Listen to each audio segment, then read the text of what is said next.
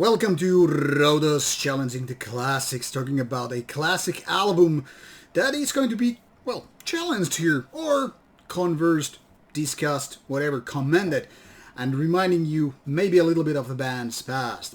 This time we go all the way to early 1990s, Finland and death metal scene. This one is Amorphis. Let's take the band's metal archives out here for a little bit of a background before we go to the actual second album, Tales from the Thousand Lakes. Amorphis' career started in early 90s, or actually 1990, and that got members from various sources, but I guess the most important link here is Tomi Koivusaari of Amorphis fame, also a Finnish death metal band that did a little bit of a short career in the late 80s. But as things sometimes go, people leave the bands split up and whatever, and Amorphis entered the game. Now, there are lots of similarities with early Amorphis and Abhorrence back in the days, and some clearly see the genes, going on with this band. However, Amorphis started to kind of this amorphous form quite soon. That is, they never made exactly the similar kind of albums early in their career. Later on, obviously, they kind of settled with their doing. Much like a band that I've already discussed here, another death metal band from Finland, Sentenced. Early albums quite different from each other, and the band was totally, shape-shifting all the time until they kind of finally locked down their style or genre, if you will. And that is something that Metal Archives also covers quite nicely. Genre. Progressive / death / doom metal early. Later on, melodic heavy metal rock. And that's pretty much of it. But you really can't simplify even as much as that. Because even if we go back from the 2020s to bands earlier, we have the Karelian Isthmus from 1992. Very much a death metal album, even if on the more epic side compared to those brutal counterparts from United States of America and so forth, or even Tales from the Thousand Lakes 1994 and Elegy 1996. This was kind of like the band was constantly in turmoil, changing and evolving, progressing and all that stuff. But why I decided to go and stop here in their second album, 1994? Now, that's an interesting question. This was actually successed as one of the Rauta followers, and in my opinion it makes a lot of sense, especially that we recently went through the Sentenced worst to best. We're not doing the same for Amorphis, obviously, because the band is still active. We'll wait for all the band kind of slow down or stop or whatever. But still, this album, in my opinion, deserves attention.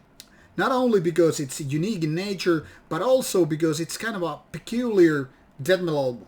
And that should tell you a lot that this one has, even on Metal Archives, 23 different reviews, averaging score of 78.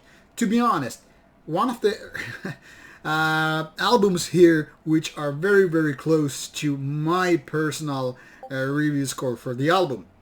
Now, back in the early 90s and mid-90s, when I was definitely taking big leaps, not only in extreme metal, but metal in altogether. I mean, I was going through heavy metal and thrash metal, and taking my first steps into death metal and black metal.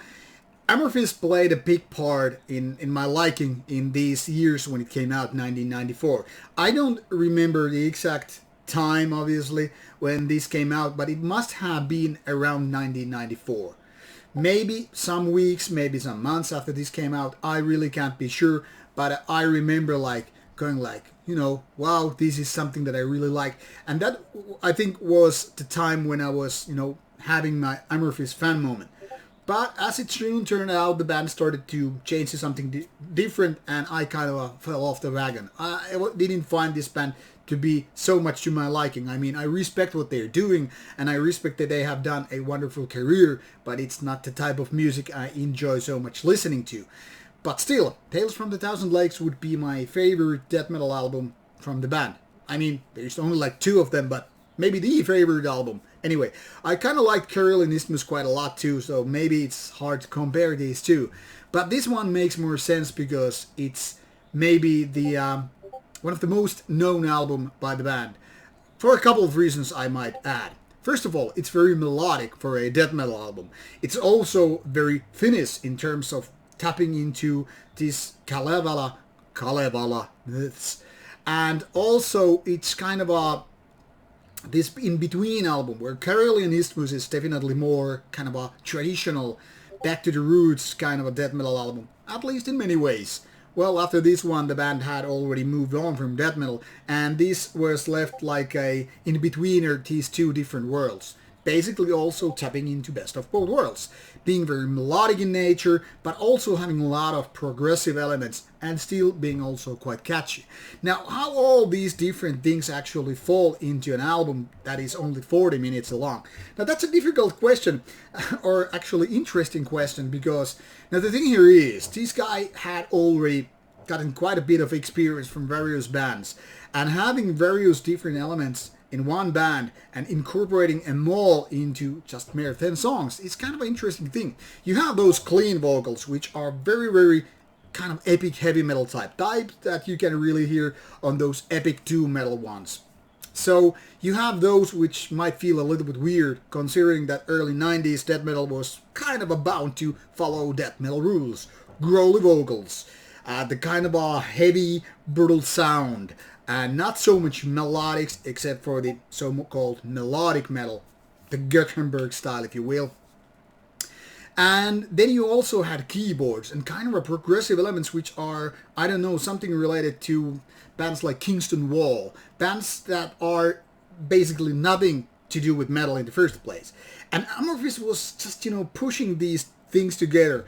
Some people could have seen like, okay, it's not gonna work. Having so many different kind of elements put into one and still somehow being able to pull off this stunt, making a good and catchy death metal with clean vocals, with keyboards, with some kind of non-death metallic elements, and boom, you have it there. Now, it's on the verge of having diversity too much. In my opinion, towards the end, the album goes, and having more of these progressive elements, the least I get interested in. In my opinion, it's almost like too much with these, parts which have nothing to do with death metal as such. Then again, all the kudos, all the respect to the band for having the bravery and, guts to include them. But in my opinion, that is also one of the reasons why this album might be already the deal breaker. Like a disappointment after Karelian Isthmus, whereas, Dark Throne was a disappointment to people after Soulside Journey. Like, from death metal to some rawer end of black metal. How can you do that? Amorphis maybe didn't move that much in style. But still, it's quite different, and that's also a peculiar thing. Then again, it's also an album which features, I guess, the band's first real hit song, Black Winter Day, one of the catchiest, very melodic driven death metal song on an album that is kind of, one could say, made around that song. I mean, I don't know, obviously, in which order these songs were done and all that stuff, but Black Winter Day is kind of an example of the best parts of this album. It's catchy, it's heavy, it's melodic, but it's kind of a death metallic. I mean, you have all these death metal crawly parts, but it's kind of a catchy, kind of like something that you could hear on the radio and feel a little bit weird about it, but wouldn't mind it because it's good. Now, it's not my favorite song though. I would say Drowned Maid, which is always kind of overshadowed because of Black Winter Day being the hit song, and that's just quickly following that. But in my opinion, that is the hit song. That is the song that defines this album better than anything. Now, it's an interesting release all over because once again it has this good production. It has good growly vocals, even if not so remarkable and original. But then again, who asks for originality when we're talking about growly vocals? It has this strong guitar sound and it has majestic leads and all that stuff. And these clean vocals, they're not overly used here. It's more like a seasoning here and there, so you don't really get bored with this one-trick pony. More like, okay, now clean vocals, surprising, and then you kind of just move on from that, only to include a little bit then later on. Once again, not too much. But what is, in my opinion, a little bit too much are these keyboard parts towards the end going all progressive, all Kingston Wall, whatever. I mean, less would have probably been better for this album, but then again, it's, of course, a matter of opinion. Now, overall, in my opinion, Amorphis totally deserves the so-called classic status with this album.